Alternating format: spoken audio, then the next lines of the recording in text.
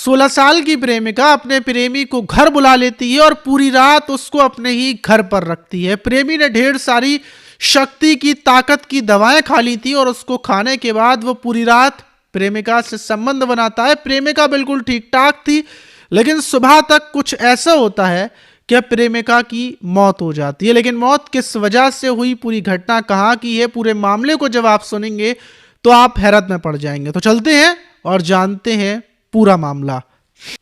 तो दोस्तों, मेरा नाम माज है। उम्मीद है कि आप सब अच्छे होंगे, सुरक्षित होंगे। और इससे पहले वाली वीडियोस में जितने भी लोगों ने कमेंट्स किए हैं उनके हम कमेंट्स को वीडियो के आखिर में पढ़ेंगे। अगर आपने अभी तक कोई कमेंट्स नहीं किया है तो जल्दी से नीचे जाएं, कमेंट्स कर दें, फिर आपके भी नाम को हम वीडियो के आखिर में पढ़ेंगे, आपका नाम लेंगे और जो भी कमेंट होगा उसका जवाब देंगे। तो आज की जो घटना है उसकी तरफ बढ़ते हैं। घटना उत्तर प्रदेश के कानपुर की है और कानपुर का एक थाना है शिवराजपुर थाना, और उसी थाने के अंतर्गत ढेर सारे गांव आते हैं, लेकिन उसमें एक गांव है रोतापुर गांव, रोतापुर खुर्द गांव। वहीं पर रहने वाला एक किसान परिवार जो 14 दिसंबर को एक पड़ोस के ही गांव में पहुंचता है, अपने रिश्तेदार की शादी में जाने के लिए निकलता है, लेकिन घर पर किसी को छोड़ जाते हैं क्योंकि वही गांव का मामला है और घर पर किसी का रहना ज़रूरी है। तो इसीलिए वो अपनी बेटी को छोड़ जाते हैं जिसकी उम्र 16 साल थी, और बराबर में ही उनके बड़े बेटे का घर है जो अपनी बहू और एक 5 साल की बेटी के साथ रहते हैं। और वो लोग 14 दिसंबर को शादी पर चले जाते हैं। लेकिन जब 15 दिसंबर की सुबह सुबह लगभग 8 बजे का टाइम था, वो लोग आते हैं, घर के अंदर घुसते हैं तो वो देखते हैं क्या वहीं पर जो उनकी 16 साल की बेटी है वो चारपाई पर पड़ी हुई है और उसके शरीर पर एक भी कपड़ा नहीं है। जाकर देखते हैं, उसको उठाने की कोशिश करते हैं और उसकी मौत हो चुकी थी, मतलब सांसें नहीं चल रही थी। अब परिवार के लोग हैरत में पड़ जाते हैं, घबरा जाते हैं कि रात को वो अपनी बेटी को निकले थे जब बिल्कुल ठीक ठाक थी, अच्छे से बातचीत हुई थी, फिर इसके साथ ऐसा क्या हुआ, इसके साथ किसी ने रेप किया है क्योंकि शरीर पर कपड़े नहीं हैं और पूरे कपड़े उतरे हुए हैं। आखिर हुआ तो हुआ क्या? फौरन शिवराजपुर थाना पुलिस को सूचना मिलती है, पुलिस मौके पर पहुंच जाती है। अब पुलिस भी हैरान थी कि रात को बिल्कुल ठीक ठाक थी बस लड़की और सुबह ऐसा हुआ है। वहीं पड़ोस वाले जो भाई था उससे पूछा जाता है कि बहन कितने टाइम तक तुम्हारे पास थी और ये कब गई, क्योंकि जो माता पिता थे, परिवार के लोग थे, उन्होंने बोला था कि बेटी तुम बड़े भाई की यहाँ पर सो जाना और सुबह वापस अपने घर आ जाना और आना जाना लगाए रखना क्योंकि पड़ोस में मिला हुआ घर है। तो भाई से पूछते हैं तो भाई बोलता है कि इसने ये बोला था रात के टाइम, क्या आपकी छोटी अपनी भतीजी को ले जा रही हूँ साथ में, इसको साथ में सुला लूंगी। और ये भतीजी को ले गई थी, लेकिन लगभग रात के 9 बजे के टाइम पर ये उसको वापस भी छोड़ गई थी। और फिर हम लोग सो गए क्योंकि रात बहुत हो चुकी थी, ये भी सो गई, हमें नहीं पता और सुबह क्या हुआ है। अब पुलिस के पास आरोपी को पकड़ने के लिए कोई रास्ता नहीं था। पुलिस को ये भी नहीं पता था कि एक आरोपी है, 2 आरोपी है, पुलिस आरोपी तक कैसे पहुंचे। पुलिस के दिमाग में एक आइडिया आता है कि 5 साल की बच्ची साथ में थी और बच्ची 8-9 बजे तक साथ में रही है। तो फौरन बच्ची से पुलिस पूछताछ करती है। बच्ची से पूछा जाता है कि तुम्हारी आंटी जब तुम्हें लेकर गई थी तो वहाँ पर कोई था, तुम्हारी आंटी ने किसी से बातचीत की या फिर कोई आया था? तो बच्ची बताती है कि एक बड़े से अंकल थे जो आए थे और जो बैठे हुए थे, उनको आंटी ने चाय वगैरह पिलाई थी और वही थे। उनके आने के बाद मुझे वापस घर छोड़ गई थी आंटी। ये बात जब पुलिस को पता चलती है तो पुलिस समझ जाती है कि ज़रूर जो ये लड़की है इसका प्रेमी ही होगा।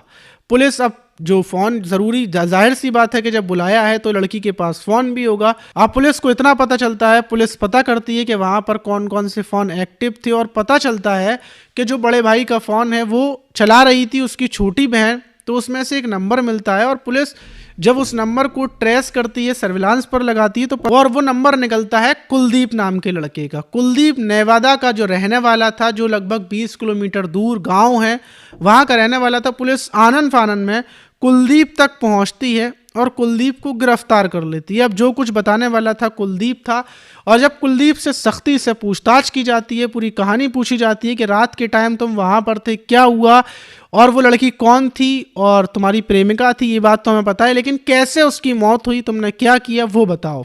पूरी कहानी जब पूछी जाती है तो कुलदीप बताता है कि आज से लगभग 1 साल पहले उस लड़की से मेरी मुलाकात हुई थी एक शादी के प्रोग्राम में और फिर मेरी करीबियाँ हो गई। हम लोगों की फ़ोन पर बातचीत हुआ करती थी, मेरा गांव में आना जाना था, लेकिन उस दिन 14 दिसंबर को वो मेरे पास फ़ोन करती है और मुझे बताती है कि आज परिवार के सारे लोग शादी में जा रहे हैं और हम लोग अभी तक नहीं मिले हैं, तो आज हम लोग मिलेंगे। और ये मिलने की बात जब मैं सुनता हूँ तो मैं ये बात अपने दोस्त को बताता हूँ और मेरा दोस्त बोलता है कि देखो, जब तुम मिलोगे तो तुम लोगों के बीच में संबंध तो बनेंगे, तो उसके लिए तुम्हारे पास ताकत होनी चाहिए, क्योंकि पूरी रात तुम वहाँ पर रुकोगे, तो उसके लिए कुछ गोलियां ले लो, जो गोलियां तुम खा लेना। वो गोलियां दोस्त उसको दे देता है, लेकिन सवाल ये था कि 20 किलोमीटर दूर अगर ये गांव में आता है, बाइक से ही आएगा, तो फिर बाइक को कहाँ पर खड़ी करेगा, और अगर खड़ी कर देगा बाइक को घर के बाहर तो गांव के लोग बाइक देख लेंगे, सवाल जवाब होगा। तो इसीलिए बोलता है कि अपने दोस्त से कि तुम मुझे गांव छोड़ आओ और सुबह के टाइम पर तुम मुझे लेने आ जाना। तो दोस्त इसको 20 किलोमीटर दूर बाइक से लेकर आता है और कुलदीप को प्रेमिका के घर के बाहर छोड़ जाता है लगभग 8:30 बजे के टाइम पर। कुलदीप अपनी प्रेमिका के घर आता है और जो प्रेमिका थी वो अपनी भतीजी को वापस अपने भाई के घर छोड़ आती है और फिर ये लोग एक घर के अंदर अकेले थे। बातचीत होती है, सब कुछ होता है और कुलदीप बताता है कि बातचीत होने के बाद फिर रात जब होती है तो ये गोलियां खा लेता है और गोली खाने के बाद ये प्रेमिका के साथ संबंध बनाता है। संबंध बनाने के बाद जब प्रेमिका कपड़े पहनने की बोलती है तो ये कपड़े नहीं पहनाता, बोलता है कि नहीं देखो, कपड़े वगैरह मत पहनो, अभी हम लोग और ज़्यादा करेंगे। और बार बार, क्योंकि इसने ताकत की दवाएं खाई थी, तो बार बार ये प्रेमिका के साथ संबंध बनाता रहता है। प्रेमिका से संबंध बनाता है। चारपाई पर ये लेटे हुए थे तो चारपाई से नीचे से भी आवाज़ आ रही थी और प्रेमिका तो कपड़े नहीं पहनी थी, लेकिन ये पूरे कपड़े पहना हुआ था, क्योंकि कब कौन आ जाए और इसे भागना पड़े। लेकिन प्रेमिका को इसने कपड़े नहीं पहनने दिए थे और यही वजह थी कि प्रेमिका को सर्दी लग रही थी। और बताता है कि रात के लगभग 4 बजे के टाइम पर इसकी प्रेमिका कपकपाने लगती है, बेहद ज़्यादा वो कपकपा रही थी, हिल रही थी। और इसी को देखते हुए लकड़ियां जलाता है, आग जलाता है, आग के पास अपनी प्रेमिका को बिठा देता है, लेकिन उसकी हालत बिल्कुल भी ठीक नहीं हो रही थी। फिर उसके बाद ये घबरा जाता है, अपने दोस्त को फ़ोन करता है, उससे बोलता है कि ऐसे ऐसे तबीयत ख़राब हो रही है। और तबीयत ख़राब को देखते हुए सुबह के लगभग 6 बजे के टाइम पर, 6 से 7 बजे के टाइम पर ये वापस अपने दोस्त को बुलाता है और प्रेमिका को ऐसी छोड़कर, तड़पता हुआ, कपकपाता हुआ छोड़कर भाग जाता है। और सर्दी प्रेमिका को लग रही थी, वहीं पर कपकपाते हुए छोड़कर ये चला जाता है। और सुबह जब प्रेमिका के घर वाले आते हैं तो इसको पता चलता है, क्योंकि दोबारा से आता है तो पता चलता है कि प्रेमिका की मौत हो गई। उससे ये सहम कर डरा डरा छिपा छिपा फिर रहा था। पुलिस को इतना पता चलता है। दूसरी तरफ पुलिस जो पोस्टमार्टम के लिए लड़की को भेजा था, 3 डॉक्टरों के पैनल ने लड़की की वीडियोग्राफी करी और उसका पोस्टमार्टम किया। और पोस्टमार्टम जो रिपोर्ट आई उसमें यह पता चला कि लड़की को पूरी रात 7 घंटे तक इसने सर्दी में रखा, मतलब लड़की को कपड़ों की ज़रूरत थी, उसको ठंड लग रही थी, लेकिन इसने कपड़े नहीं पहनने दिए और बिना कपड़ों के रखा। सर्दी लगने की वजह से लड़की की मौत हो गई। वहीं पुलिस को इतना पता चलने के बाद कुलदीप को उठाकर जेल भेज दिया है। पॉक्सो एक्ट के तहत तमाम मुकदमे इसके ऊपर दर्ज किए गए हैं और ये जेल में रहेगा। लेकिन एक लड़की की मौत हो गई, सिर्फ एक प्रेमी ने अपने झांसे में ले लिया और उसके साथ ऐसा कांड कर दिया। लेकिन इस टाइम पर परिवार वालों को भी अपनी बेटियों पर नज़र रखनी चाहिए, क्योंकि आपको अपने बच्चों पर भरोसा है, लेकिन दूसरे लोग आपकी बच्चों को कैसे बहला लें, फुसला लें, उस चीज़ पर ख़ास नज़र रखनी चाहिए। तो ये घटना हमारी बताने का मकसद यही होता है कि आप अपने बच्चों को देखभाल करें, उनके ऊपर नज़र रखें, क्योंकि इस टाइम पर भेड़िए चारों तरफ घूम रहे हैं जो आपके बच्चों को फंसाने की, आपके बच्चों को शिकार बनाने की ताक में हमेशा लगे रहते हैं। आप इस घटना पर क्या बोलना चाहिए कमेंट बॉक्स से मैं ज़रूर बताइएगा। बात करते हैं उन लोगों की जिन लोगों ने इससे पहले वाली वीडियोज़ में कमेंट्स किए थे।